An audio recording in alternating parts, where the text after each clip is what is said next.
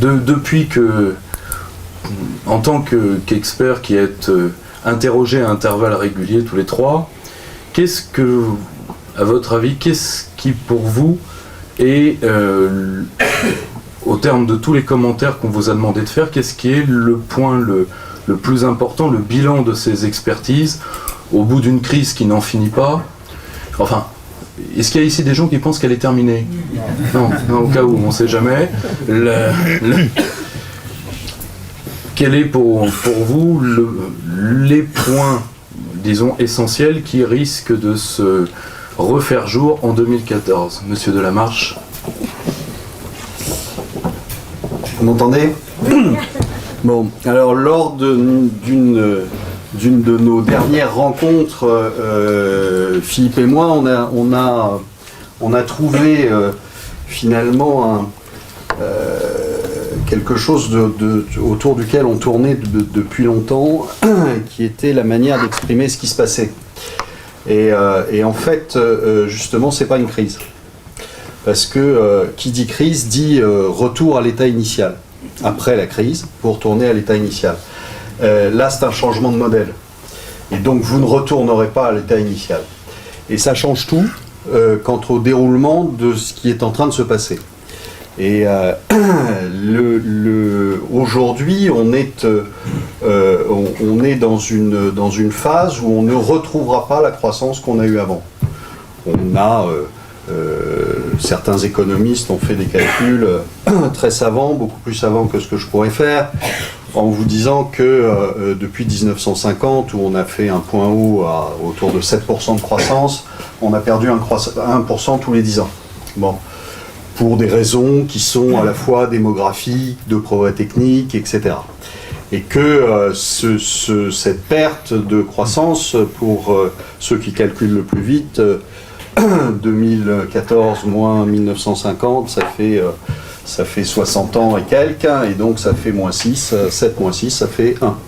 Donc ça veut dire quoi? Ça veut dire qu'en gros, vous pouvez espérer au mieux avoir quelque chose qui sera entre 0 et 1%, ce qui évidemment n'est pas dans les calculs de nos chers dirigeants, et ça veut dire quoi? Ça veut dire que vous n'êtes pas prêt de retrouver des 3, des 4, des 5%. Mais ça a des conséquences. Ça a des conséquences et la principale conséquence, c'est que si vous avez 0,5 ou 0,6% de croissance, il va falloir se creuser sérieusement la tête pour payer les intérêts des emprunts. Et puis... Changer le micro. Le micro saute, changer le micro. Il tourne, le son tourne. Pour payer les intérêts des emprunts, voilà, c'est mieux, pour faire baisser le chômage et pour avoir une croissance suffisante pour que tout le monde soit heureux et qu'on ait tous 3 voitures devant chez nous. Donc, c'est un vrai sujet, si vous voulez. C'est-à-dire que le fait qu'on soit dans un changement de modèle et pas dans une crise, c'est vraiment la question à se poser. Parce que si on a raison et que c'est un changement de modèle, ça entraîne beaucoup de choses sur la manière de gérer, sur la manière de protéger son épargne et sur la vie qu'on va avoir dans les années à venir. Voilà.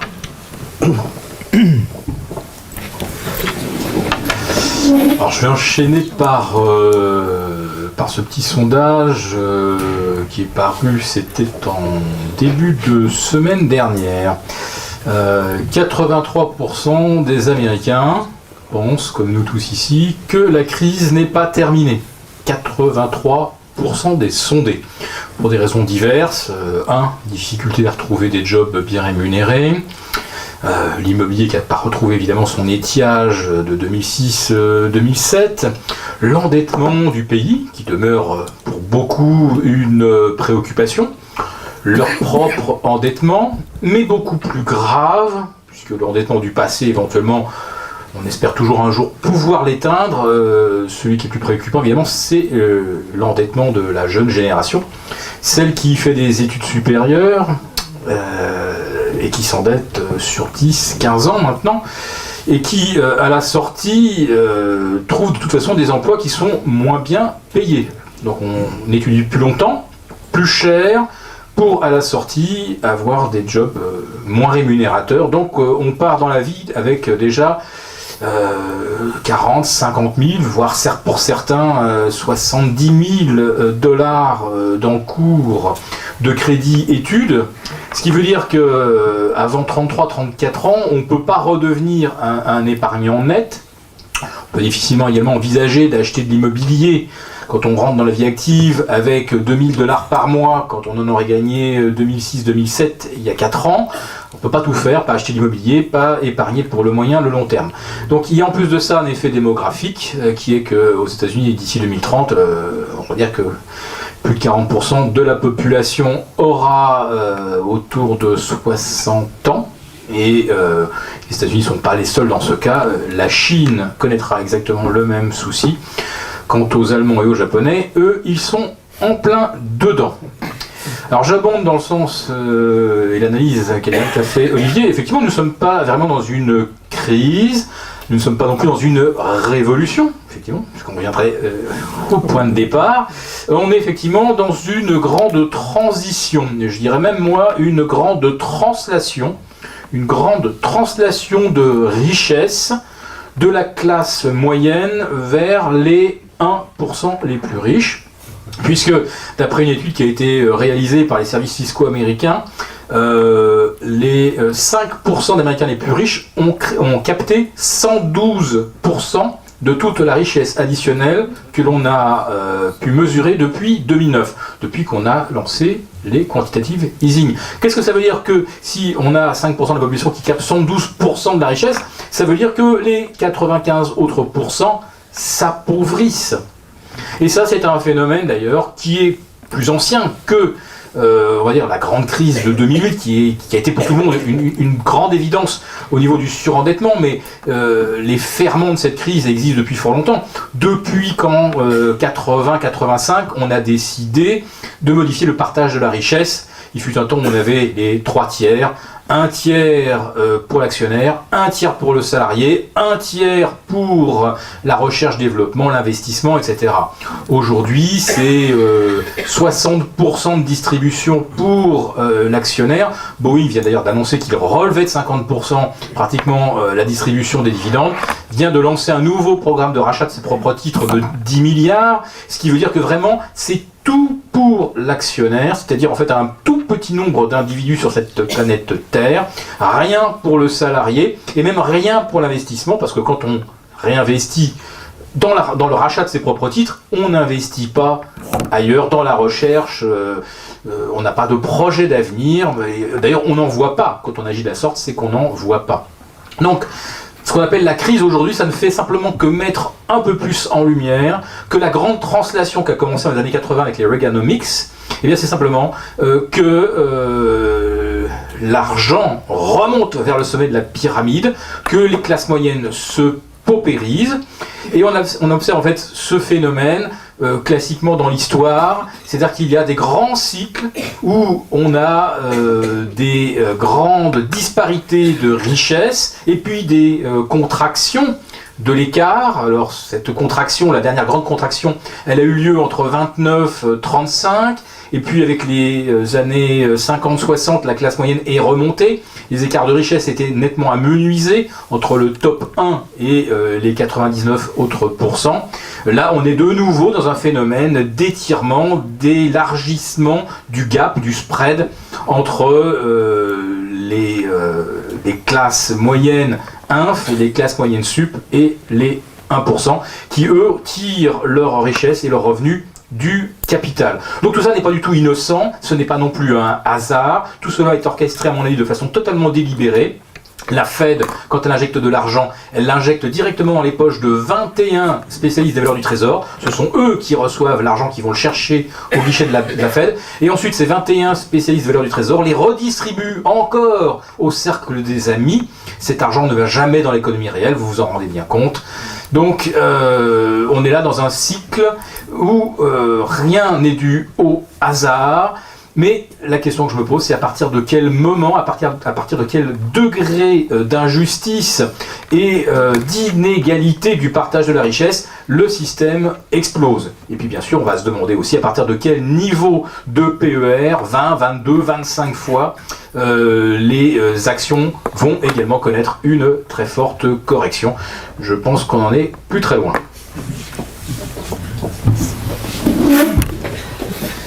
Écoutez, pour ma part, je voudrais parler plutôt du fait qu'en réalité, si on regarde bien, et curieusement, le dollar, le billet vert, a pris de couleur dernièrement. C'est-à-dire, on était dans un processus de la crise du dollar tout d'abord. Et il ne faut pas oublier, par exemple, qu'en 2002, par exemple, donc, un euro valait 0,95 dollars. Un euro, 0,95 dollars. Tandis que le 15 juillet 2008, un euro va valoir donc 1,6038. C'est-à-dire on était dans un phénomène de chute du dollar. Et curieusement, donc le dollar s'est redressé grâce à quoi? Et tout d'abord, bien entendu, à cause du fait que les grandes banques internationales sont intervenues pour soutenir le dollar. Ça va se faire pendant le deuxième semestre de 2008. Je vous rappelle à ce niveau-là, donc le dollar c'est-à-dire que l'euro, plus précisément, va passer de 1,6038, va passer donc le 15 juillet 2008, va passer à 1,2329 de dollars et le 28 octobre 2008. Et c'est à ce moment-là qu'on va connaître la grande contraction. C'est-à-dire la grande contraction dont il est question est le résultat du fait du sauvetage du dollar, qui a été une opération réalisée par les grandes banques centrales. Par la suite, le discours officiel va parler de Lehman Brothers. Et Lehman Brothers va commencer à se produire le 15 septembre, je vous rappelle. Et si on regarde par exemple le Baltic Dry Index, on constate très bien que la chute va commencer à s'accélérer à partir du 15 juillet 2008 et pas du 15 septembre. À partir du 15 septembre, c'était déjà très très bas. Donc en réalité, Lehman Brothers n'a rien à voir avec ça. Par la suite, c'est-à-dire après le sauvetage du dollar, à partir du moment où le dollar s'est consolidé d'une manière impressionnante, comme je viens de le dire, donc le 28 octobre, un euro valait 1,23 et 29. Et on va assister au fait, à partir donc début 2009, au fait que les bons du Trésor de 30 ans vont commencer à se déprécier dans les valeurs réelles. Et c'est à ce moment-là où la Federal Reserve va décider précisément d'émettre de la monnaie pour acheter des bons du Trésor. C'est-à-dire pour éviter l'effondrement des bons du Trésor. Parce que les bons du Trésor étaient en train de s'affaiblir d'une manière impressionnante. Et c'est ça qui va donner les différents QE1, QE2 et les QE4 par la suite. C'est-à-dire donc les différentes opérations d'émission monétaire et qui va faire bien entendu que les États-Unis, car il ne faut pas oublier qu'actuellement il y a quelque chose comme 8500 milliards de dollars en bons du Trésor circulant sur le marché international et qu'à un moment donné, bien entendu, il y avait trop de bons du Trésor de 30 et de 10 ans et bien entendu, qu'est-ce qui va faire la Réserve fédérale? Elle va faire fonctionner la planche à billets justement pour acheter ces bons du Trésor et c'est ça qui va éviter la crise. En plus, il y a eu quelque chose de très important qui s'est produit entre-temps, entre les QE2 et les QE4, peut-on dire, n'est-ce pas? C'est-à-dire, c'est le fait que la célèbre opération Twist, c'est-à-dire le fait que la Réserve fédérale va vendre des obligations à court terme, des bons du Trésor à court terme au niveau donc interne aux États-Unis, pour acheter des bons du Trésor à long terme sur le marché international. Et cette opération va être de l'ordre de 85 milliards par mois. C'est-à-dire qu'on va retirer des dollars des États-Unis pour les balancer sur le marché international. Et puis par la suite, il ne faut pas oublier qu'en plus, il y a eu donc les QE4 qui va commencer précisément à partir du 1er janvier 2013, et précisément, donc qui va faire que la Réserve fédérale va émettre de l'ordre de 45 milliards de dollars sur le marché international pour acheter des bons du Trésor de 30 ans. Et je vous rappelle que les bons du Trésor de 30 ans, par exemple le 30 janvier de cette année, avaient une valeur réelle qui était de 87 dollars, en dessous de 100, qui est la valeur nominale. Ça veut dire que c'était en train de s'effondrer. Et curieusement, à force d'acheter. Et puis, il y a eu cette opération absolument extraordinaire de la Réserve fédérale qui a été d'avoir acheté tout d'abord du papier or, des CTF, et qui sont vendus par la suite, donc cette année, au mois d'avril, le 15 avril et le 20 juin, et précisément d'une manière massive, et qui vont provoquer la chute de l'or. Car l'or va perdre quelque chose comme 27% cette année. Ce qui veut dire que tout d'un coup, depuis la fin juin, on assiste au fait qu'en réalité, les bons de 30 ans restent un peu en dessous des 100, mais ça ne bouge pas beaucoup. Par exemple, aujourd'hui, il était à 97. Ça vous donne donc le fait que le dollar est revenu en force, mais que ce retour en force du dollar, il faut l'observer parce que c'est quelque chose de fondamental. C'est-à-dire qu'il est en train de revenir en force, mais d'une manière optimale. Parce que premièrement, et tout ça, ça grâce à l'émission monétaire, grâce au fait que tout d'abord le dollar a été soutenu par les grandes banques centrales, et puis l'émission monétaire, et donc et surtout, bien entendu, il y a autre chose qui va se produire, c'est le fait que les pays émergents vont acheter une quantité de bons du Trésor absolument extraordinaire. Nous avons le cas de la Chine, par exemple, actuellement, ou le cas des pays de l'Amérique latine, enfin, le cas du Japon, le cas de la Corée du Sud, etc. Mais le fait est que donc cette retour en force du dollar me semble être en train de se produire d'une manière optimale, dans la mesure où le dollar est actuellement la monnaie de réserve par excellence, et en plus elle tend à se déprécier, ce qui fait que les États-Unis, donc l'économie américaine, est en train de devenir concurrentielle. Bien entendu, et c'est l'euro qui est en train de payer toute la casse, en quelque sorte, n'est-ce pas, dans la mesure où l'euro tend à s'apprécier. Et bien entendu, entre-temps, les pays émergents ont compris une chose, et pas simplement les pays émergents. Par exemple, le Japon l'a très bien compris, ou par exemple, l'Inde vient de les comprendre, le Brésil est en train de les comprendre, l'Indonésie est en train de les comprendre. Actuellement, la seule manière de pouvoir lutter au niveau du marché international, c'est justement par la concurrence au niveau de la valeur des monnaies, c'est-à-dire par la dévaluation compétitive. Vous venez de le voir dans le cas du Japon. Le yen est passé de 80 yens pour $1 la fin de l'année dernière, et là, tout à l'heure, il était à 104 yens pour $1. Donc une dépréciation absolument impressionnante. C'est tous les pays qui possèdent des monnaies et ont la possibilité actuellement de pouvoir dévaluer la monnaie et devenir concurrentiels. Sauf un. Alors, on a déjà, sauf une zone qui, à mon avis, va pas dévaluer tout de suite, qui va peut-être dévisser d'abord. Mais, donc déjà, on a bien commencé la soirée. Vous venez d'apprendre que vous allez avoir 1% de croissance, qu'en plus on va vous faire les poches, et que vous êtes au milieu d'une guerre monétaire dans laquelle vous pouvez rien faire. Donc déjà, je pensais que ce serait l'état en fin de soirée. Mais justement, vu que là on est entré d'un certain côté, c'est allé assez naturellement sur le cas de la Fed.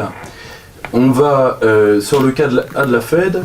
J'aimerais avoir une réaction d'un d'entre vous sur quelque chose que j'ai entendu, à mon avis vous aussi, tous, parce qu'il y a une nouvelle qui est reprise et qui moi m'a été mis en pleine figure par des autorités universitaires pas plus tard qu'il y a 2 jours, qui m'ont dit, vous savez, la seule menace pour les Américains, c'est que la Chine décréterait très rapidement qu'elle n'achèterait plus de dollars.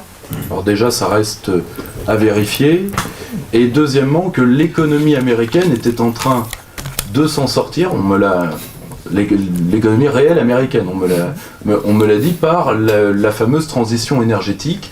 Donc j'aimerais savoir. Ah non mais riez pas,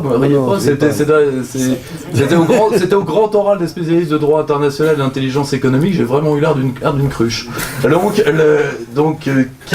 qui veut réagir à cette première question un peu pas polémique, mais disons pour se mettre un peu en jambe. Monsieur Delamarche, Monsieur Béchade, une réaction non.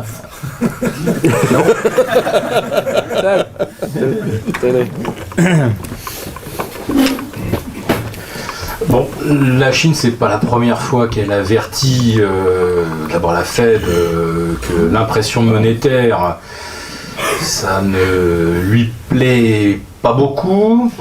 Surtout que cet exemple est suivi avec un zèle absolument prodigieux par la Banque centrale du Japon. Or, Japon et Chine sont quand même en concurrence frontale sur un nombre de produits exportés vers l'Occident qui est assez considérable. Donc la Chine n'aime pas trop les quantitative easing, elle n'aime surtout pas le quantitative easing japonais. Mais comme le Japon est l'allié des États-Unis et qu'avec la Chine ça fonctionne toujours un petit peu dans le système du billard à 3 bandes, les Chinois avertissent un petit peu les Américains de temps en temps. Mais au-delà même des avertissements, ils sont passés à l'acte depuis très très longtemps, puisque dans les règlements bilatéraux qu'ils ont avec notamment le Brésil, avec l'Australie, avec pas mal de pays d'Afrique de l'Est, où ils sont très très bien implantés maintenant, où ils investissent beaucoup. Je peux vous dire que Madagascar, ça appartient aux Chinois. J'étais à Bornéo, j'étais un petit peu dans toute l'Asie du Sud-Est, pratiquement tout ce qui rapporte de l'argent, mines, immobilier, tout ça appartient aux Chinois. Et tout ce qu'ils achètent, ils ne l'achètent pas en dollars. Ça fait déjà très longtemps qu'ils commercent avec soit des systèmes de swap, yuan, réal brésilien, ce que vous voulez, ou c'est carrément des échanges marchandises. Donc là... les Chinois font tout, effectivement, pour marginaliser la puissance américaine. Et là, c'est un enjeu géopolitique absolument majeur. Et c'est tout ce que les Américains détestent, qu'on remette en cause, effectivement, l'importance du dollar sur l'échiquier économique mondial. C'est pour ça qu'effectivement, tout ce qui a suivi après 2008 est effectivement conçu pour sauver le dollar, pour sauver aussi les copains banquiers, faut être quand même honnête, mais sauver le dollar. Et le seul moyen de contester l'hégémonie américaine aujourd'hui, du point de vue chinois, c'est de le faire effectivement au travers de l'instauration d'un système où le yuan devient presque central, ce qui est légitime pour un pays qui aujourd'hui réalise à lui tout seul le deuxième volume d'exportation au monde. L'Europe est devant quand même, grâce à l'Allemagne, la France, l'Italie. Les États-Unis sont seulement en 3e position dans le commerce international en termes d'exportation. Il ne faut quand même pas l'oublier. Les Américains se sont largement désindustrialisés.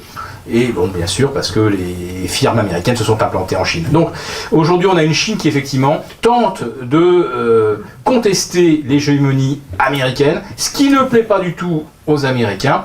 Et tous ceux qui l'ont fait avant la Chine, c'est-à-dire l'Iran qui a dit « je ne veux plus exporter ou être payé en dollars », l'Irak qui avait dit pareil le dollar, n'en parlons plus. Ça, c'est mal fini. Pour tous ces pays qui ont contesté le dollar, y compris le Venezuela, ça s'est mal passé. Alors c'est vrai qu'aujourd'hui, il y a quand même un front qui n'est pas seulement constitué de la Chine, mais également de la Russie. Parce que Poutine, lui non plus, ne veut pas des T-bonds américains. Voilà, donc nous en sommes là aujourd'hui. Il se passe des choses extrêmement profondes sur un plan géostratégique et historique. Le surgissement de la puissance Chine et de tout ce qui va autour, puisque quand on va là-bas en Asie du Sud-Est et même jusqu'en Australie, on s'aperçoit que la Chine déborde de très très loin de ses frontières et qu'elle a mis la main sur toutes les sources de richesse qui existent dans les pays périphériques, ce que l'Amérique ne sait pas faire ou ne sait plus faire. Donc là, il y a des phénomènes très très profonds, et je suis évidemment incapable de vous dire aujourd'hui qui emportera ce bras de fer entre la Chine et les États-Unis, qui ont toujours eu la stratégie un petit peu de la canonnière. Les Chinois sont beaucoup plus subtils, voient beaucoup plus loin dans le temps. Donc j'aurais tendance en tout cas de vous dire, suivez ce que fait la Chine. La Chine ne veut plus de dollars, ne veut pas de T-bonds. La Chine achète massivement de l'or. On est revenu aujourd'hui à 1195, et je suis sûr qu'aujourd'hui la Chine a dû encore ramasser quelques centaines de kilos d'or, voire peut-être même de l'ordre de la tonne. Voilà, donc c'est un petit peu la considération que j'ai aujourd'hui sur le rôle et la stratégie de la Chine. Oui. Alors, Non, mais sur la Chine, ça fait déjà un petit moment qu'ils ont arrêté autant que faire se peut, puisque ils n'achètent pas de dollars, mais de toute façon, il faut bien recycler les dollars qui leur sont payés. Donc, ils ont tout de même un petit volume d'achat de trésorerie, mais beaucoup moins qu'avant.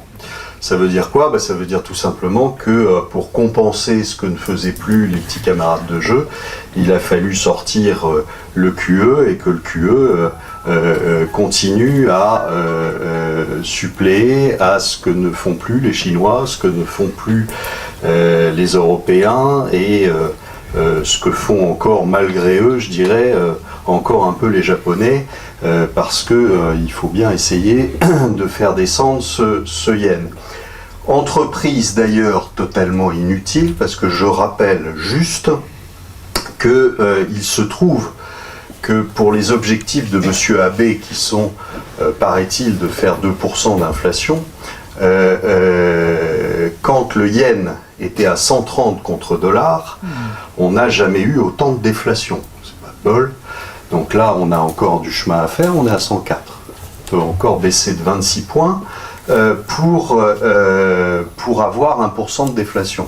Au Japon, ce qui sera brillant. Je vous rappelle aussi qu'on n'a jamais eu autant de déficit commercial que depuis que M. Abe fait ses bêtises. Donc, pour l'instant, il a lamentablement échoué. Je pense d'ailleurs qu'il va continuer comme ça. Quand on s'amuse à faire du QE et qu'on a déjà 250% de dette, qu'on a un pays où on vend plus de couches pour les vieux que de couches pour les bébés, il y a juste une incompréhension totale de ce qui est en train de se passer. Donc Monsieur Abe continue avec lui il en est à son 11e QE, ce qui fait beaucoup, et comme le dit souvent Philippe, le QE c'est ce qu'on fait quand on n'a pas de QI. Et donc là aujourd'hui, Monsieur Abe a définitivement enterré le Japon. Il s'est fait harakiri. C'est pour ça que j'ai appelé ces mesures Otanabe plutôt qu'Abenomics. Mais il a réussi ce que les autres n'avaient pas réussi à faire pendant 20 ans. Maintenant, le problème de la Chine, il est évident que la Chine aujourd'hui essaie de se placer dans une optique très probable de changement de système monétaire un de ces jours. Et donc, les achats massifs d'or, je pense que c'est pour arriver simplement à la table de négociation en disant, écoutez les petits loups, moi ma monnaie elle est basée sur quelque chose, vous sur rien, donc on va commencer à discuter. Donc ils ont une idée à la tête. Maintenant, il ne faut pas penser non plus que la Chine est dans une position économique très bonne. Oubliez ça. D'abord, ils ont un problème démographique, parce que ça fait 50 ans qu'ils ont cette admirable idée de l'enfant unique, et qu'ils vont le payer cher, qu'ils ont une bulle de crédit monumentale, et qu'ils ont fait finalement très exactement ce qu'ont fait les Japonais avant la crise.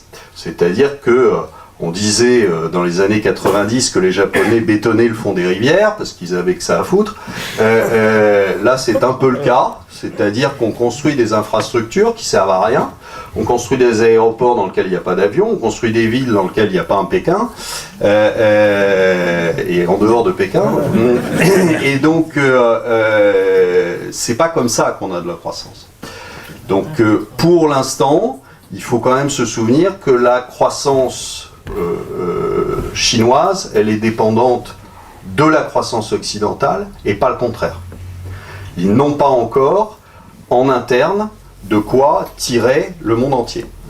Et comme a priori, aux dernières nouvelles, la croissance ne serait pas repartie aux États-Unis et qu'elle ne l'est pas non plus en Europe, je doute que les Chinois nous fassent quelque chose d'extraordinaire. Non, attention, je n'ai pas dit que l'économie américaine. Je n'ai pas dit que vous l'aviez dit. Voilà. J'ai dit juste que j'ai failli me faire virer pour avoir dit le contraire. Mais a priori, l'économie américaine a encore ses fans en Europe, d'ailleurs. Et d'ailleurs, ça nous fait une belle transition justement après avoir parlé un petit peu des États-Unis et de la Chine, donc de gens qui essayent de faire l'histoire, on va essayer de parler des gens qui la subissent. Donc, on va essayer de parler des Européens.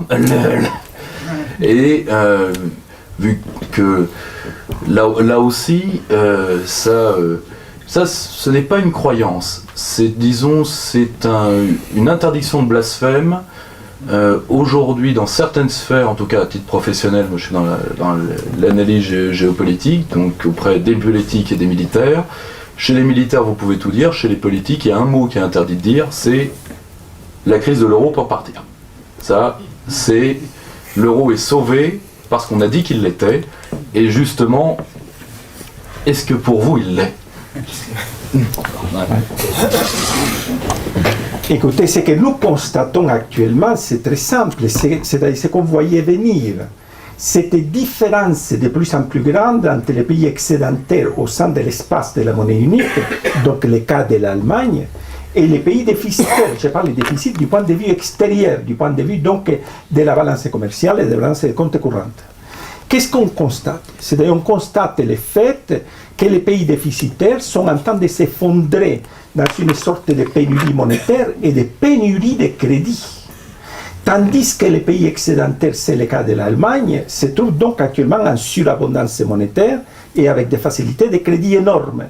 Donc il y a quelque chose qui est absolument problématique. Par exemple, le fait actuellement donc les dollars tendent à se déprécier, nous le constatons. Cette dépréciation du dollar ne crée aucun problème à l'Allemagne. Par contre, pour les pays déficitaires de l'espace de la monnaie unique, et ce que les Allemands appellent les pays donc, du Club Med, dont la France fait partie, il ne faut pas l'oublier, et pour eux, c'est-à-dire ça fait, fait partie. Voilà. Donc, cela veut dire quoi? Cela veut dire que pour les pays déficitaires, la dépréciation du dollar est quelque chose d'absolument terrible. Parce que ce n'est pas simplement les dollars qui se déprécient, en plus les autres monnaies qui ont des problèmes et des pays émergents actuellement sont en train de se déprécier par rapport au dollar. Pourquoi? Parce qu'ils possèdent les instruments de la concurrence déloyale, c'est-à-dire donc du fait de la dépréciation. Parce que les Japonais ont très bien compris une chose, me semble-t-il, que la chose la plus simple pour pouvoir faire de la concurrence au niveau international, après l'accident énorme nucléaire qu'ils ont eu, c'est tout simplement donc d'avoir arrêté les centrales nucléaires, c'est tout simplement de dévaluer la monnaie. Et pour dévaluer la monnaie, c'est très simple. C'est-à-dire qu'il faut la vendre sur le marché international. Et ça, tous les pays du tiers-monde l'ont compris. Et on les voit actuellement même dans les pays de l'Amérique latine, mis à part quelques banquiers centraux, mais la plupart ont très bien compris que la seule façon de pouvoir faire de la concurrence sur le marché international actuellement, c'est en dépréciant leur monnaie. Tandis que donc dans le cas de l'espace de la monnaie unique, bien entendu, il n'y a pas de dépréciation, il ne peut pas y avoir. Par exemple, dans le cas de la France, nous le voyons, ou dans le cas par exemple de l'Espagne et du Portugal, ils n'ont pas la possibilité de déprécier leur monnaie. Et en plus, ils s'enfoncent dans ce phénomène de la pénurie monétaire et de la pénurie de crédit. C'est donc que la monnaie unique pose un problème énorme, qui fait qu'actuellement nous sommes, qu'on le veuille ou non, dans l'espace monétaire le plus fragile. C'est-à-dire, si nous mettons, donc je parle des pays de l'espace euro et du franc CFA, les pays déficitaires de ces deux espaces de monnaie unique, se trouvent actuellement dans une situation particulièrement difficile. Dans le cas du CFA, on le sait très bien, et dans le cas de la monnaie unique européenne, c'est une catastrophe, puisque ces pays-là s'enfoncent et donc dans la pénurie monétaire et la pénurie du crédit, tandis que l'Allemagne fait des excédents de plus en plus grands. Et pourquoi? À cause du fait que l'Allemagne possède un hinterland et là donc des frontières avec des pays dont les coûts de production sont absolument ridicules. Et de l'autre côté, c'est le fait de la monnaie unique qui fait que l'Allemagne, c'est un système monétaire qui favorise les pays excédentaires et qui pénalise terriblement les pays déficitaires. Pourquoi? Parce que les pays excédentaires ont la possibilité d'acheter les droits d'émettre de la monnaie avec leurs excédents en dollars, tandis que les pays déficitaires n'ont pas cette possibilité. C'est la raison pour laquelle ils se trouvent dans une sorte de cette pénurie monétaire et cette pénurie de crédit, et qui en plus actuellement tend à se manifester sous la forme de la déflation. Voilà. Merci de m'offrir cette transition, parce que j'allais justement attaquer sur la thématique déflation. Très bien. Bon, effectivement, on est dans une espèce de spirale de dévaluation de toutes les monnaies les unes contre les autres, ce qui est à la limite complètement absurde et presque débile. Si toutes les monnaies baissent, c'est sans fin. Bon. Le problème de l'euro, c'est qu'on ne peut pas dévaluer, puisque la zone euro est totalement hétérogène, pour des raisons culturelles, pour des raisons structurelles économiques. On ne va pas demander aux Allemands de produire de l'huile d'olive, et puis on ne va pas implanter une industrie chimique massive dans le Péloponnèse. Bon. Donc l'euro ne peut pas dévaluer. Alors qu'est-ce qui se passe à l'intérieur de la zone euro? C'est la dévaluation salariale. Quand je vous parlais tout à l'heure en introduction de la paupérisation des classes moyennes, elle est écrite en Europe, elle est même institutionnalisée, elle est même théorisée et répétée à chaque réunion de la BCE. Il faut faire des efforts structurels de réduction des coûts, etc. Et pour les entreprises, la réduction des coûts, on le sait bien, le principal coût, c'est le salaire. Et on gagne en compétitivité en abaissant les coûts salariaux, soit en gardant des gens bien payés mais moins nombreux, soit dans des fonctions où la valeur ajoutée est faible, on dévalue les salaires. Et en Espagne, on en est à moins 25. En Italie, on en est autour de moins 20. Et puis bon, il y a toute la partie de travail au noir, etc., de black, machin. On essaie d'échapper un petit peu aussi à la fiscalité, bref. Mais globalement, 40 ans de progression du pouvoir d'achat dans le sud, dans les pays du club méditerranéen, effectivement, ces 40% ont été anéantis en l'espace de 5 ans. Si vous continuez de projeter le processus sur les 5 prochaines années, mais on va s'arrêter où?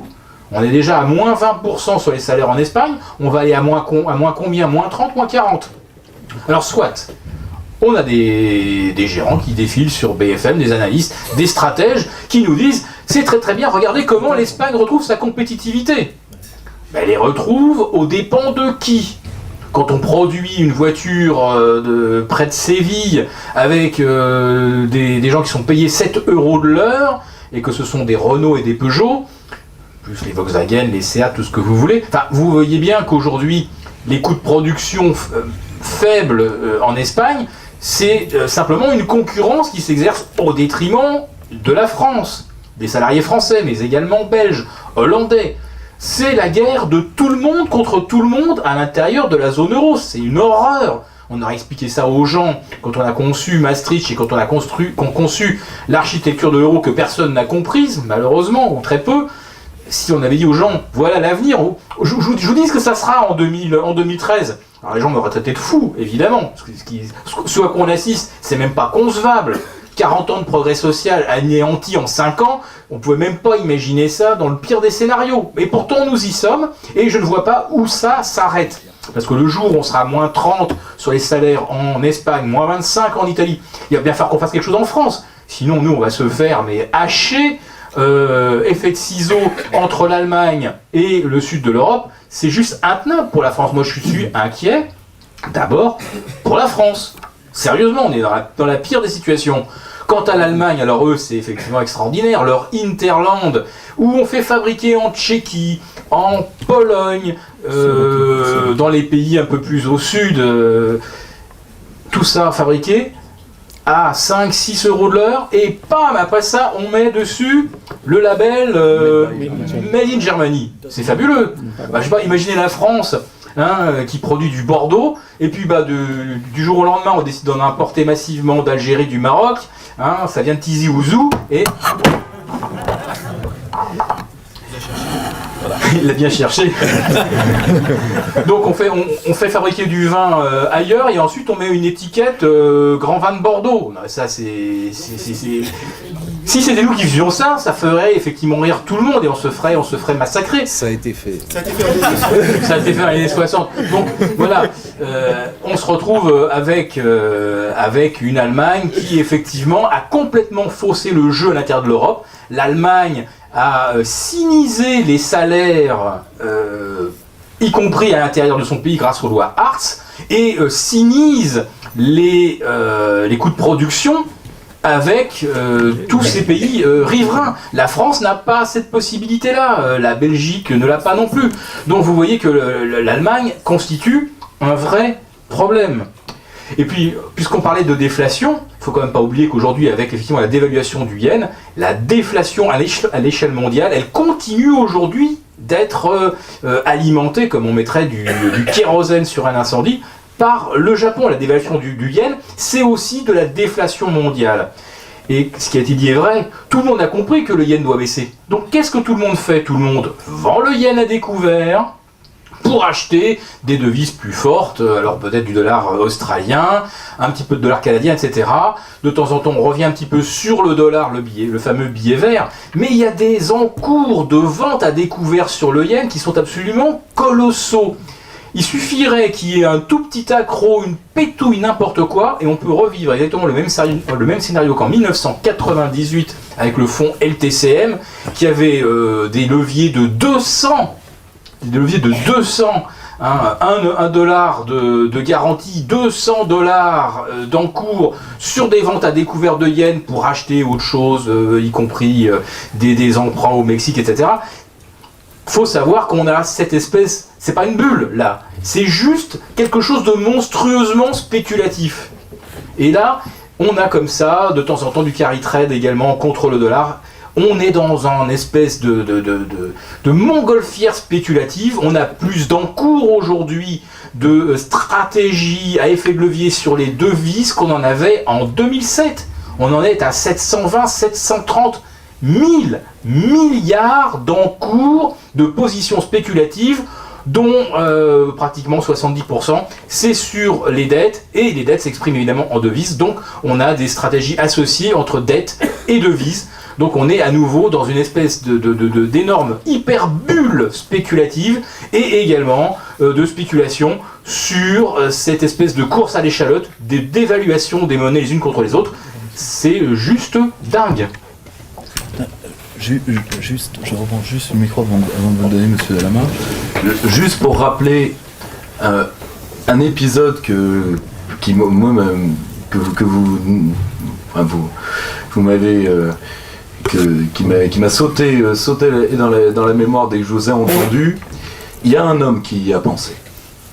C'était le discours de Philippe Séguin. Le discours de Philippe Séguin où il disait l'euro, ce sera la guerre inter-européenne dans les conditions sociales. Il l'avait dit pour Maastricht. Et je n'oublierai jamais, ça c'est un petit peu l'almanach verbaux, vous m'en pardonnerez avant qu'on rende la parole à M. Delamarche. Bernard Kouchner interrogé immédiatement après le discours de Philippe Séguin, qui est un discours très long, qui a duré 2h30 je crois. Il avait dit non, ça c'est de l'oiseau de mauvaise augure, après Maastricht, on rira beaucoup plus, je vous le promets. Il n'avait pas dit qui. Il avait pas tort, on se marre. Hein. Pour une fois qu'il dit quelque chose de vrai. Non, sur l'Europe, tout a été dit. J'ai pas grand-chose à rajouter. On a fait un euro qui a été mal monté au départ, donc tout ce qui est mal monté, généralement, se démonte très vite. On a vécu une petite dizaine d'années avec finalement très peu de problèmes, tout allait bien dans le monde, et donc on s'est pas aperçu tout de suite que que l'euro était mort-né, et puis maintenant que les problèmes commencent, on s'aperçoit qu'il y a des petits soucis sur l'euro. Donc l'euro très probablement sautera à un moment ou à un autre. Je ne sais pas quand. Mais les choses qui sont mal montées, j'ai quand même des doutes sur leur survie. Donc voilà, sur le fait que, en effet, on ait des politiques qui soient totalement déflationnistes, c'est vrai, mais on l'a partout, on l'a aux États-Unis aussi. Vous regardez les salaires ont baissé de 8%, les revenus ont baissé de 8% depuis 2008 aux États-Unis. Alors on va vous dire que tout va bien, que c'est reparti aux États-Unis. Moi, ce que je pose comme question, c'est comment est-ce que c'est reparti aux États-Unis? Parce que vous n'avez plus de crédit puisque les Américains, les ménages américains sont déjà surendettés.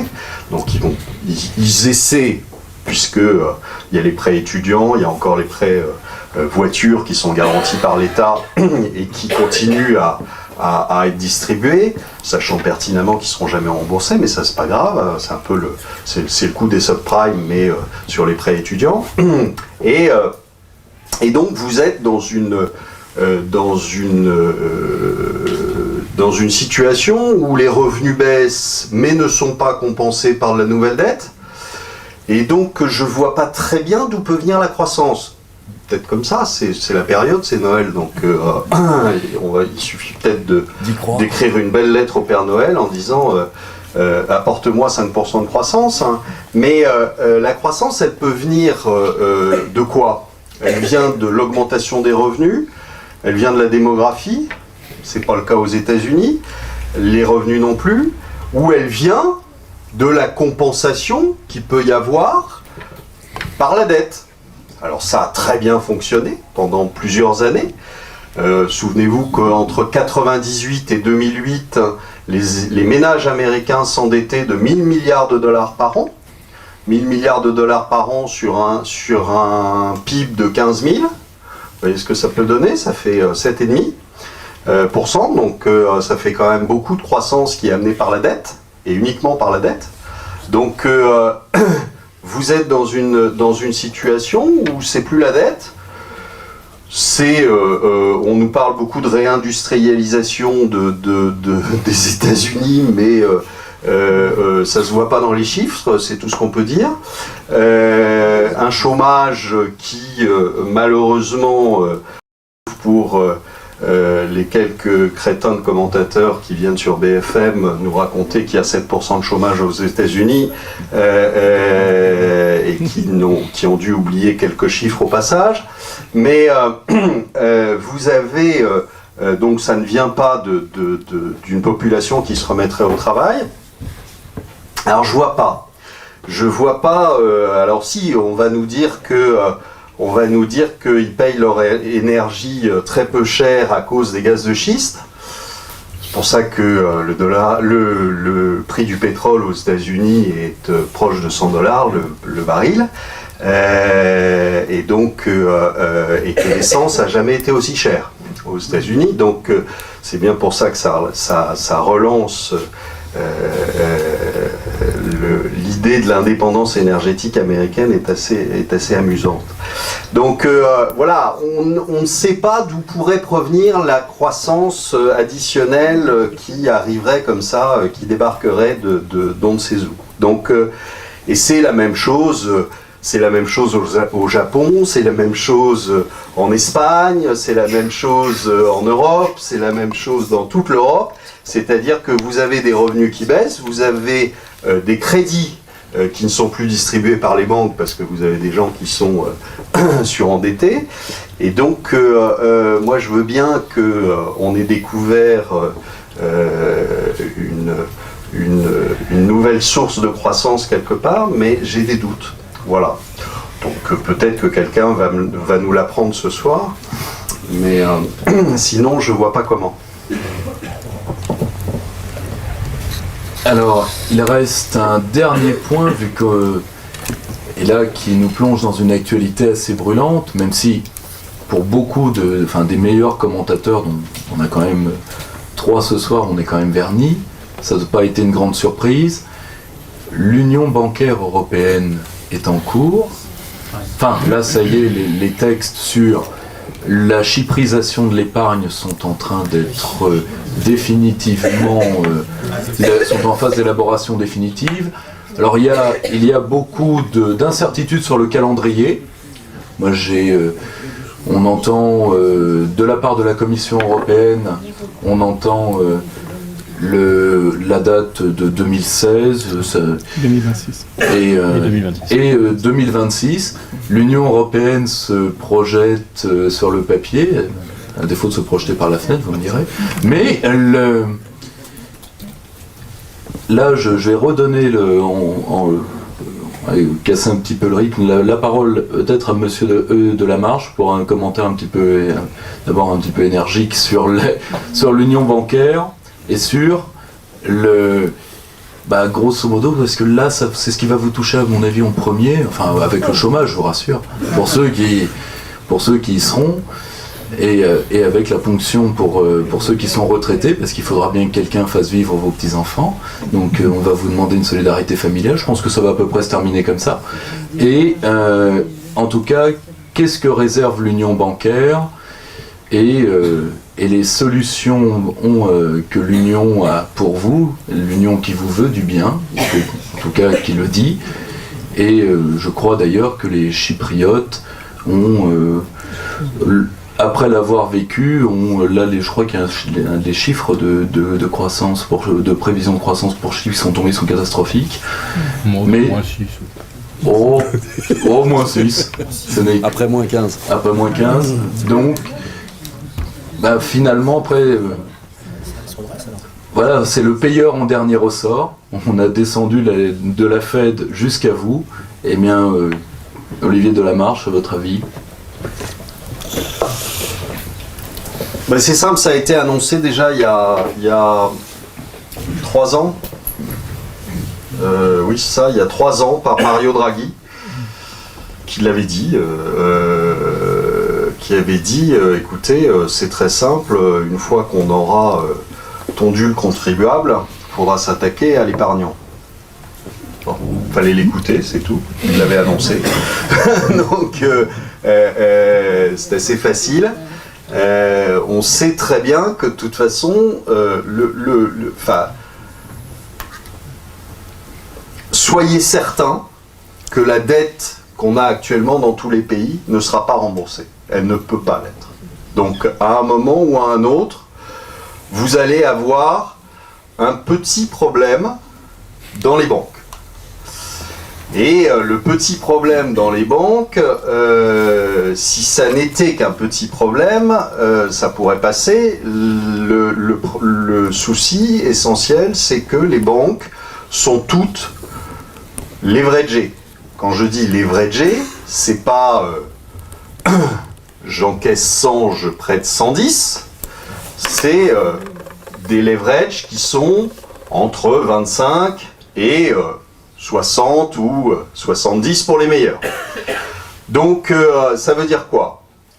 Ça veut dire tout simplement que le moindre pépin que vous allez avoir ne sera pas contrôlable. D'accord? Je vous donne juste des chiffres, c'est loin d'être la pire, mais je vous donne juste le chiffre de la BNP, 2000 milliards au bilan, 48 000 milliards de positions sur les marchés à terme. 24 de leverage. Alors, 24, ça vous dit pas grand-chose. 48 000 milliards, ça vous dit peut-être quelque chose. C'est-à-dire que perdez 10% là-dessus, ça fait 4 800 milliards, ça fait 2 ans et demi de PIB. Bon, de là à penser que l'État vous garantira quoi que ce soit, c'est quand même très illusoire. Donc, ça veut dire quoi? Ça veut dire qu'à ce moment-là, on vous rincera gentiment, vous déposant. Ça ne paiera pas toute la note, ça c'est clair, mais au moins ça servira à payer la prime de départ de monsieur Oudéa ou autre. Et donc, l'histoire chypriote était annoncée. Alors, je crois qu'il ne faut pas se focaliser sur ce qui a été voté ou pas voté. Je vous rappelle que Chypre, il n'y avait rien de voté avant et que ça les a pas gênés. C'est quand même du vol à main armée, hein, ce qu'ils ont fait. Faut bien le... Bon. Enfin, pour ceux qui avaient encore l'illusion de vivre en démocratie, c'est pas de bol, ça n'existe pas. Donc, voilà, vous êtes aujourd'hui confrontés à des États qui sont en faillite, des États qui sont acculés et qui donc font n'importe quoi, et sans se soucier de quoi que ce soit. Donc voilà, vous allez avoir une union bancaire qui va être votée, qui passe totalement à côté des vrais problèmes, parce que quand vous voyez les sommes en jeu, c'est pas une histoire de fonds propres. Là, vous avez 60 milliards de fonds propres à la BNP. On double, ça fait 120. S'ils paument 10%, ça fait 4800. Quel est le problème? C'est pas le sujet. C'est réellement pas le sujet. Aujourd'hui, toutes ces discussions stériles sur les fonds propres des banques, ça n'a aucun intérêt. Aucun. Vous pouvez les doubler, vous pouvez les tripler, les fonds propres, ça ne changera rien. Vous ne serez pas plus en sécurité qu'avant. Seul truc qui est quand même assez intéressant de voir, c'est que 2008, qui aurait pu servir de leçon, qui aurait pu servir d'alerte, n'a servi à rien. D'accord ? Position à terme, fin 2007 de la BNP, 46 000 milliards. On en a rajouté 2000 parce que c'était quand même beaucoup plus drôle. Voilà. Donc, ne croyez pas que les banques se soient déleveragées, ne croyez pas que les banques aujourd'hui soient mieux contrôlées qu'avant. Hein, on va vous ressortir le énième stress test complètement idiot, mal fait et ne correspondant à rien. Vous savez qu'aujourd'hui, pourquoi la BNP a 60 milliards de fonds propres? Vous savez? Parce que 2000 milliards moins 10%, ça fait 200. Hein. Ça fait pas 60. Bon, mais sauf que vous prenez pas 2000 milliards. Vous savez pourquoi vous prenez pas 2000 milliards?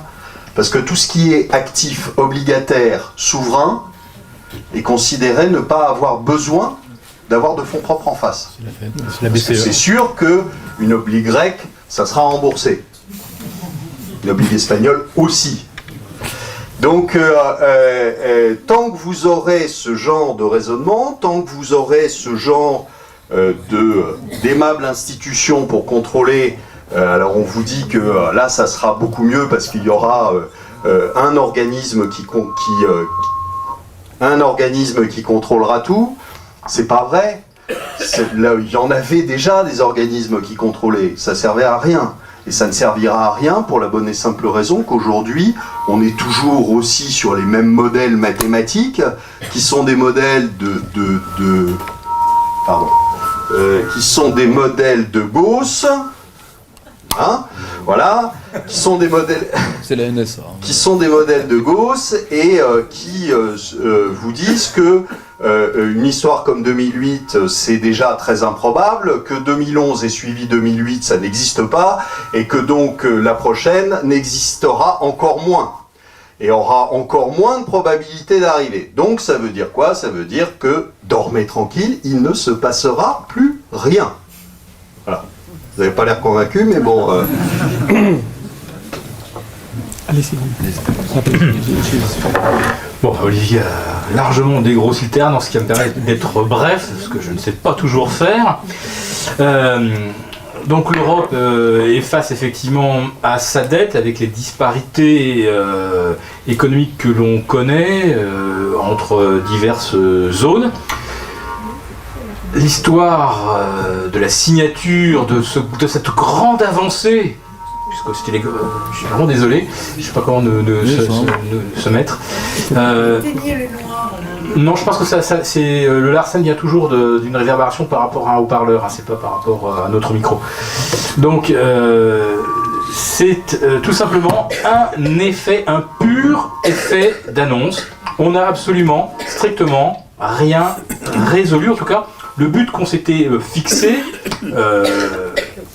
on va juste même pas poser les bases pour l'atteindre dans 2 ans ou dans 11 ans, puisqu'on entend parler de 2025-2026.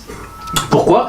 Le but de l'union bancaire, c'était quoi ? C'était de briser cette espèce de cercle vicieux des banquiers qui financent les États qui financent des banques quand elles se sont fourvoyées sur les subprimes. Ça tourne en rond, le serpent se mord la queue, à force de se manger la queue, il finit par ressembler à une bouée de sauvetage. Dans l'histoire, là, on n'a absolument pas brisé le cercle. Et ça ne sera probablement pas le cas avant 2025 ou 2026. On n'a absolument pas brisé. On fait juste un effet d'annonce. On dit l'union bancaire. 330 banques sous revue, je crois. 130. Ou 130 130. Je pense que c'était un petit peu plus, mais bon, si c'est 130, c'est encore plus limitatif et ça renforce encore mon propos. Effectivement, alors on a semble-t-il réduit encore le périmètre de surveillance de la BCE. Et en fait, on s'aperçoit dans les textes qui ont été adoptés que c'est bien aux banques centrales de chaque pays de superviser ce qui se passe dans ses propres banques. Si les choses se passent mal, ce sont bien aux États individuellement de venir au secours de leurs banques, ce qui ne change strictement rien par rapport à la situation qu'on connaît déjà depuis 1973 et qu'on continue de connaître aujourd'hui. Le seul moyen de briser le cercle vicieux, ça aurait été de pouvoir recourir au MES, c'est-à-dire de faire jouer la solidarité globale de l'Europe, comme aux États-Unis, la solidarité globale joue aussi bien pour une Californie en faillite qu'un Ohio en faillite, etc., où les prêts étudiants qui sont pris en fait en charge par l'État, c'est pas les banques américaines qui vont se trouver cette fois-ci impactées si les étudiants ne peuvent pas rembourser, c'est conventionné, c'est pris en charge par l'État. Donc en Europe, on n'a absolument pas mis sur pied un système comparable et concurrentiel par rapport à ce qui se fait aux États-Unis. Maintenant, je n'idéalise pas non plus le modèle américain, naturellement, parce que là-bas, qu'est-ce qu'on fait ? On fait tourner la planche à billets, et on met à la tête de la Fed une vraie colombe qui a dit que un tapering, c'est peut-être le début de quelque chose dans le sens d'une réduction, mais si les conditions économiques changeaient, c'est réversible. On peut très très bien avoir une augmentation du QE4 Infinity Eternity. Donc on va continuer de gonfler cette espèce d'énorme volcan de liquidité. C'est le Mont Sainte-Hélène. Et un jour, on sait comment ça se termine. En 80, il a fini par exploser. Donc en Europe, on ne va pas le faire naturellement, puisque on ne recourra pas au MES, on se l'interdit pour encore 10 ans. Donc on a juste annoncé quelque chose qui fait que ça semble justifier qu'on ait dépensé 20-30 millions de réunions de petits fours et de champagne pour dire on a abouti à un texte, etc. Mais c'est vide, c'est juste une coquille vide, il n'y a rien là-dedans. Et il n'y a surtout rien pour vous qui nous écoutez. Si les choses tournent mal, vous n'êtes garanti par rien. Même les 100 000 euros de garantie sur chaque compte que vous avez dans une banque, ça n'existe pas dans les faits. En pratique, si les choses tournent mal, ça sera comme à Chypre. Donc si vous avez des actifs et des liquidités, les liquidités n'en ayez pas trop. Si vos actifs sont des SICAV ou des actions, le meilleur conseil que je peux vous donner si vous détenez des actions, c'est de les mettre au nominatif, car là, elles vous appartiennent vraiment. Vous êtes enregistré auprès de l'entreprise, vous avez vraiment des actions qui sont votre propriété. Si la banque met la clé sous la porte, il faut quand même le savoir, tout ce que vous déposez dans la banque, je ne vous apprends rien, c'est considéré comme une créance que vous accordez à la banque. C'est vous qui prenez le risque, c'est vous qui êtes le créancier de votre banque. Si la banque ne peut pas rembourser, vous n'êtes pas remboursé. Et votre épargne, vos liquidités sont confisquées. Alors, à l'échelon individuel, les banques, il peut arriver malheur, mais il peut aussi arriver qu'à l'échelon d'un État, si l'État dit « moi, je ne suis plus en mesure de sauver mon système bancaire », le seul moyen, c'est effectivement de confisquer l'épargne, c'est de chyprioter votre épargne. Donc les actions, la seule sécurité, c'est de les avoir au nominatif. Les liquidités, si elles sont converties éventuellement en quelque chose de tangible comme de l'or ou de l'argent, je ne vois pas trop quel est le risque qu'on prend aujourd'hui alors qu'on est un petit peu en dessous de 1200 $, et que le coût de production de l'or se situe aux alentours de 1100. Je ne vois pas le risque dépasser les 10% à la baisse sur l'or et l'argent. Et de toute façon, je vous l'ai déjà dit tout à l'heure, la Chine en achète massivement, donc là, c'est ça, faites baisser l'or, allez-y, faites-le baisser, la Chine rigole. Juste avant de passer aux questions du public, allez-y. Non. Oui. Écoutez, vous l'avez très bien compris, me semble-t-il, nous avons affaire, en ce qui concerne les phénomènes de l'Europe, n'est-ce pas, de l'union monétaire, et nous avons affaire en réalité à un système de croyances. On a cru, par exemple, à un moment donné, que l'union monétaire devait mener à l'union politique, ce qui ne s'est jamais produit et ne peut pas se produire. Bien entendu, l'union politique mène à l'union monétaire, ça c'est une réalité, chaque fois qu'on l'a vu, etc. Le cas de l'Allemagne, tout de suite après la réunification, etc., l'effondrement du mur et la réunification, il y a eu donc union monétaire. Tandis que le contraire ne s'est jamais produit et ça ne peut pas se produire. Vous savez, par exemple, les cas, je ne sais pas, vous avez entendu parler, les cas de Porto Rico. Porto Rico fait partie des États-Unis depuis donc 1898 et le Porto Rico ne fait pas partie politiquement des États-Unis. C'est un État indépendant, c'est considéré comme un État donc autonome par rapport aux États-Unis. N'a jamais demandé de faire partie des États-Unis. Et indépendamment du fait que depuis 1898, Porto Rico jouit du dollar. Donc il y a une union monétaire. Donc l'union monétaire ne peut pas mener à l'union politique, ça c'est une chose. Et de l'autre côté, en ce qui concerne par exemple les phénomènes de l'union bancaire, on est en train de le dire.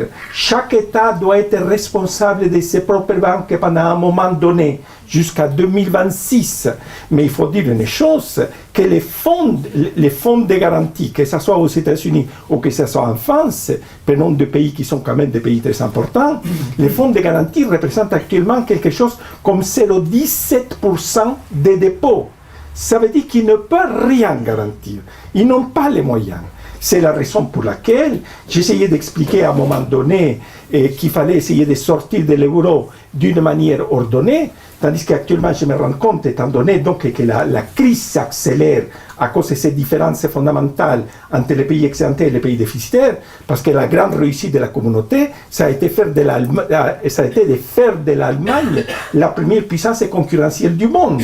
Il ne faut pas oublier que l'Allemagne détient actuellement l'excédent le plus extraordinaire du monde, et devant la Chine. Pas énormément, mais quand même très important, indépendamment du fait que la Chine exporte quelque chose comme 500 milliards de dollars de plus que l'Allemagne. Donc l'Allemagne se trouve avec un excédent extraordinaire à cause de tous ces phénomènes, indépendamment du fait qu'on a parlé du hinterland, des facilités données par la monnaie unique, et de l'autre côté, bien entendu, il y a d'autres facteurs de concurrence déloyale.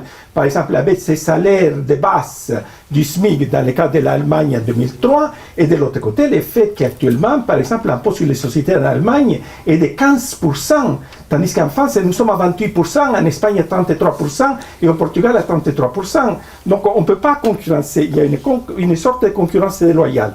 De là, la nécessité d'essayer de sortir de ce système, et le plus vite possible. C'est la raison pour laquelle j'ai tendance à dire dernièrement, comme disent les pilotes, tous ceux qui savent piloter, qui ont suivi des cours de pilotage, l'ont entendu dire, any landing is a good landing. Tout atterrissage est un bon atterrissage. Voilà. Merci à nos trois invités. On va passer aux questions de la salle. De manière ordonnée, je veux juste une nouvelle fois vous remercier tous les trois pour votre temps.